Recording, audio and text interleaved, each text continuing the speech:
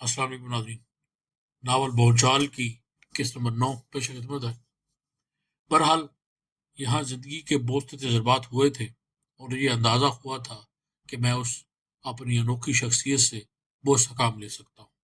अब ज़रा आराम करना चाहिए और इसके बाद मुस्तकबिल के बारे में सोचना था। जब सब कुछ हो ही गया है तो फिर क्यों ना ज़िंदगी में कुछ किया जाए, ऐसा अमल जो आगे की ज़िंदगी में मत दे सके। काये पलट गई थी मेरी। 2 दिन तक होटल से बाहर नहीं निकला। ये होटल मेरे लिए एक इंतहाई महफूज पनाहगाह थी। तीसरे दिन भी फिर तबीयत जुलानी पैदा हुई। दुनिया से इस तरह कट कर नहीं रहना चाहिए। मैं खूबसूरत सा लिबास पहनकर अपनी आम ऐनक लगाकर बाहर निकल गया। दूसरी ऐनक को तो मैंने इंतहाई एहतियात के साथ महफूज कर लिया था। वो खास ही खास मौकों पर निकाली जाने वाली चीज थी, क्योंकि मैं उसकी अमीर से वाकिफ था और किसी कीमत पर उसे खोना नहीं चाहता था। शहर की हंगामा आराइयां शबाब पर थी। दोपहर को एक रेस्टोरेंट में दाखिल हुआ और खाना तलब कर लिया। फिर खाने से फारग भी नहीं हुआ था कि अचानक ही मैंने पुलिस को रेस्टोरेंट में दाखिल होते हुए देखा।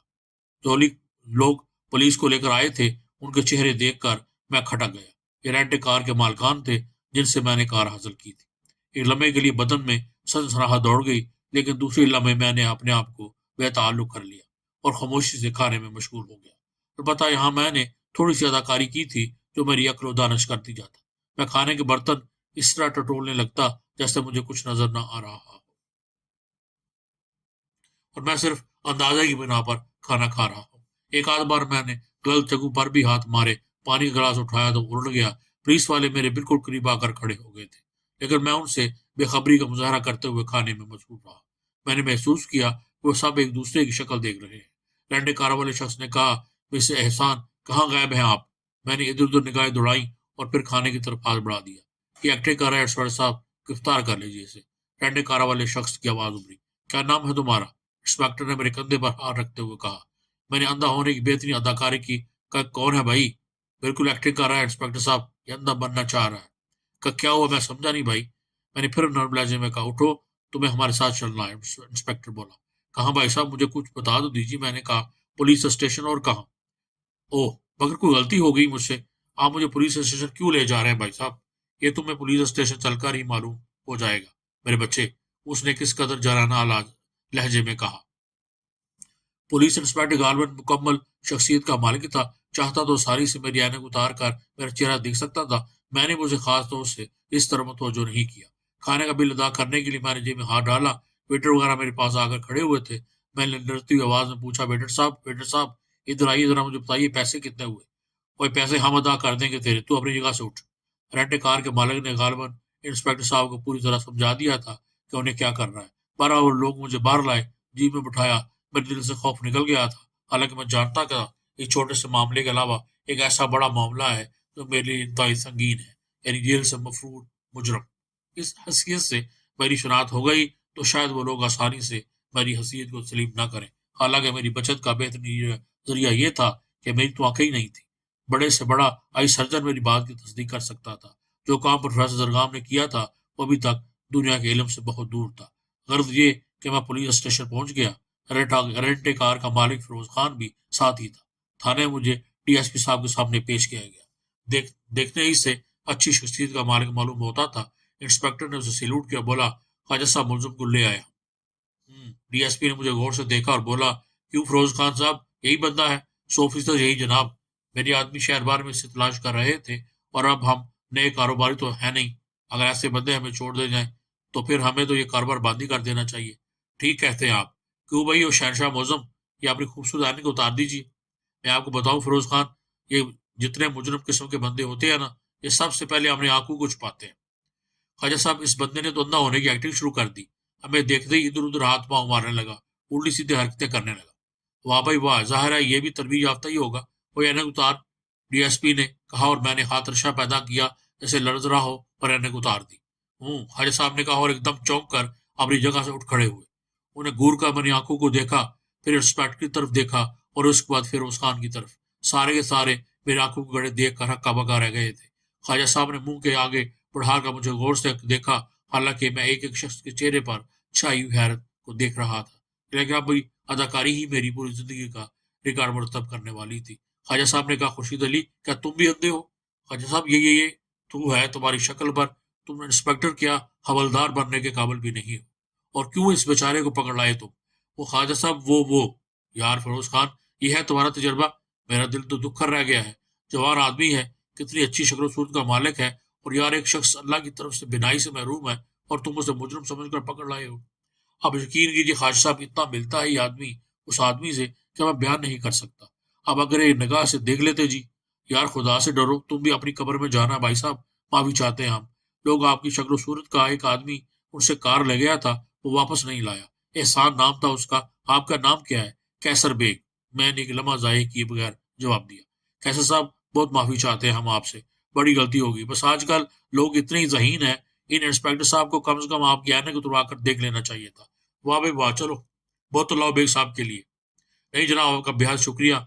मैं तो मजलूम सा परेशान हाल आदमी हूँ, बस जिंदगी गुजार रहा हूँ। क्या करते हो? मैं क्या करूंगा जनाब, बस थोड़ी सी जमीन है यहाँ, एक शादी में आया था, ऐसे ही घूमने बाहर निकल आया।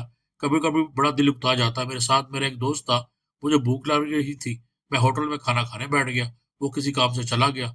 ये तय हुआ था कि वो 2 घंटे के बाद मुझे होटल से वापस ले लेगा। ये लोग आगे मुझे पकड़ लाए। और इंस्पेक्टर, जाओ उन्हें उसी होटल में छोड़कर आओ, जल्दी करो, कहीं उनका दोस्त आकर चला न जाए। यस सर, आइए जनाब। फिरोज खान वापसी के लिए पलटा तो डीएसपी साहब ने कहा, तुम इधर बैठो यार, बात करनी है तुमसे। रेंटे कार का मालिक वापस बैठ गया। इंस्पेक्टर मुझे लेकर आया। यार तुम्हें वही मुझे बता देना चाहिए था। इंस्पेक्टर साहब, आपने मुझे बोलने का मौका तो दिया ही नहीं। यार मैं भी माफी चाहता हूँ, वो बंदा भी धोखे में आ गया था, वरना वो भी गलत आदमी नहीं है। मैंने दिल में सोचा कि वाकई बेचारा वो भी गलत आदमी नहीं है, मैं कार उससे वापस कर देता, लेकिन मामला ही दूसरा हो गया है। खैर कोई बात नहीं है। थोड़ी देर के बाद मुझे होटल पहुंचा दिया गया। तुम्हारा दोस्त की सूलिया का है, वो कहीं आकर चला ना गया हो?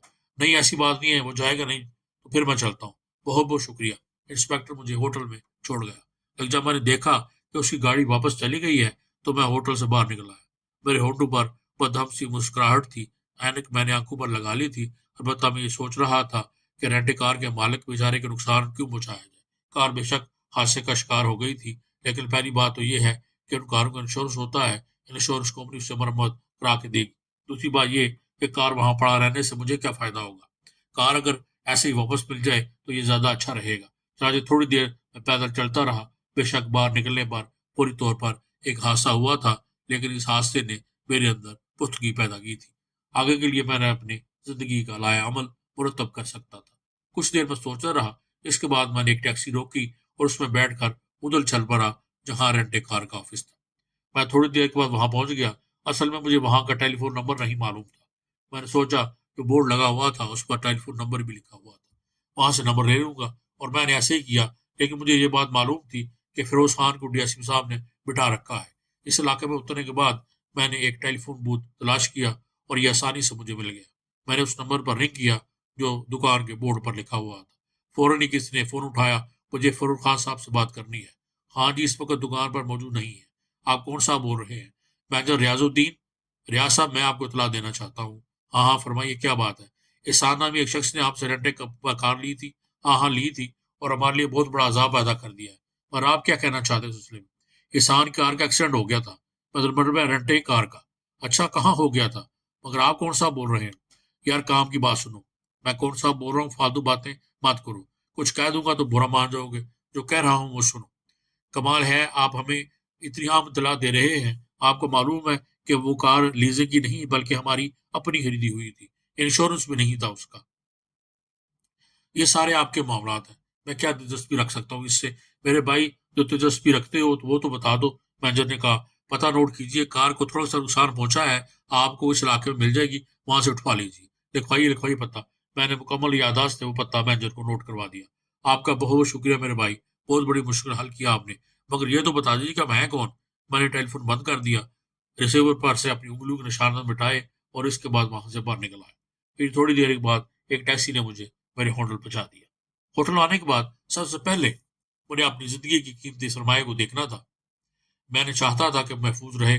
बल्कि इस सिलसिले में आज मैंने अपने उस होटल में बैठकर एक और फैसला किया। जाहिर है अब मुझे होटल में ही क्या करना था। अभी तक आगे की जिंदगी के लिए कोई लायाम मरतब नहीं किया था, लेकिन सबसे पहला काम ये करना चाहिए किसी और होटल में एक कमरा हासिल कर लूँ। इस कमरे को मुसलसल अपने नाम पर कायम रहने दूं, और यहाँ वो हर चीज महफूज रहने दूं, क्योंकि मेरा सरमाया हयात को इधर उधर منتقل بھی نہیں ہونا چاہیے۔ یہ فیصلہ کرنے کے بعد میں نے تیاریاں شروع کی۔ میں نہیں چاہتا تھا کہ کوئی میرا تعاقب کر کے میرے ہوٹل تک پہنچے، اس کمرے کا پتہ لگا لے۔ اس کمرے کو محفوظ رہنا چاہیے تھا۔ ہاں، کبھی کبھی کسی مناسب وقت جب میں اپنی زندگی کے لیے کوئی اور راستہ منتخب کر لوں گا، یہ متاع حیات کہیں اور منتقل کر دوں گا۔ سامان تیار کرنے کے بعد میں باہر نکل آیا، کاؤنٹر مینیجر کے بعد پہنچا۔ اس سے کہا، میجر صاحب، مجھے کچھ عرصہ کے لیے آؤٹ آف سٹی جا رہا ہوں، میں چاہتا ہوں کہ یہ کمرہ میں نام پر ریزرو رہے۔ سر، آپ تک یہاں رہنا چاہے رہیں، آپ کو پتہ ہے کسی چیز کو ریزرو رکھنے کے لیے آپ مجھ سے 1 مہینے کا کرایہ ایڈوانس لے لیجیے، بعد میں جو بھی ہوگا دیکھا جائے گا، بس اتنی سی تو بات ہے۔ مینیجر نے رجسٹر نکالتے ہوئے کہا۔ میں نے اس کمرے کا 1 مہینے کا رینٹ ادا کر دیا اور مینیجر نے خوش دلی سے گردن جھکاتے ہوئے، ہمارے اللہ کوئی اور خدمت نہیں، بس شکریہ، میں چند روز کے لیے باہر جا رہا ہوں، واپس آ جاؤں گا۔ آپ کا کمرہ ہے جناب، آپ بالکل بے فکر رہیے۔ میں باہر نکل آیا، پھر میں ایک ٹیکسی روک کر میں نے ٹیکسی ڈرائیور سے کسی اچھے سے ہوٹل چلنے کے لیے کہا، اور کار مجھے ایک 4 اسٹار ہوٹل پسند آیا۔ 4 اسٹار ہوٹل کی 5ویں منزل پر مجھے ایک خوبصورت کمرہ مل گیا۔ دولت انسان کے لیے کیا مقام رکھتی ہے، بس کہا نہیں جا سکتا۔ ابھی تک تو میرے پاس وہ رقم چل رہی تھی جو میں نے پروفیسر زرغام سے وصول کی تھی، لیکن اپنے شاندار ایئر کنڈیشن کمرے میں تمام دنیا سے فارغ ہونے کے بعد ایک صوفے پر بیٹھ کر میں نے سوچا کہ جو نئی قوت مجھے حاصل ہوئی ہے، اسے اور فائدے اٹھانے چاہیے، لیکن سب سے پہلے مجھے اتنی معقول رقم کا بندوبست کرنا چاہیے جس سے میری نئی شاندار زندگی کا آغاز ہو سکے۔ اور اس کے بعد میں نے اس رقم کے حصول پر غور کرنا شروع کر دیا۔ اس سے آگے کیا ہوا، اس سے جڑے رہیے میرے چینل کے ساتھ۔ انشاءاللہ اگلی قسط میں ملاقات ہوگی، تب تک کے لیے اجازت دیجیے۔